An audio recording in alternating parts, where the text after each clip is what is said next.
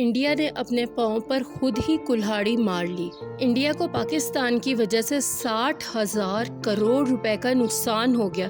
ابھی تو جنگ شروع نہیں ہوئی۔ اگر جنگ شروع ہوئی تو کتنا زیادہ نقصان پہنچایا جا سکتا ہے انڈیا کو۔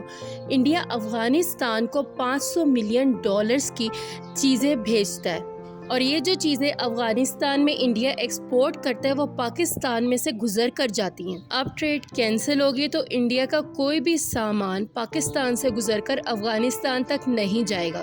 اس کے علاوہ ہر سال پاکستان انڈیا سے $640 بلین کی چیزیں خریدتا ہے، مطلب کہ 25,000 کروڑ کی چیزیں پاکستان انڈیا سے خریدتا ہے۔ ان چیزوں میں آتے کاٹن، روئی، چائے، فروٹس اینڈ ویجیٹیبلز اور میڈیکیشن کی چیزیں، میڈیکل کا سامان، یہ ساری چیزیں پاکستان انڈیا سے خریدتا ہے۔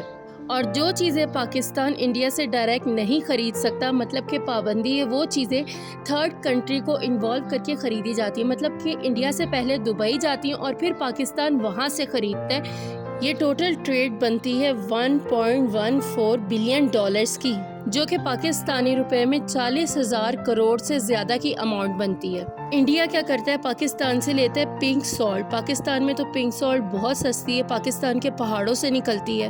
انڈیا اس کی خوبصورت پیکنگ کرتا ہے اور دوسری کنٹریز کو بیچتا ہے۔ یہ بھی انڈیا کو نقصان ہو گیا۔ ظاہر ہے اپنا پروفٹ رکھ کر بیچتا ہے دوسری کنٹریز کو یہ پنک سالٹ۔ اس کے علاوہ جو پاکستان نے انڈیا کے اوپر پابندی لگا دی ہے کہ آپ کا جہاز نہیں گزر سکتا پاکستان کے آسمان سے، ایئر اسپیس بند کر دی گئی ہے، اس پر ہر مہینے انڈیا کو 14,000 کروڑ روپے کا نقصان ہونا ہے۔ ٹریڈ میں بھی انڈیا کو نقصان ہونا ہے۔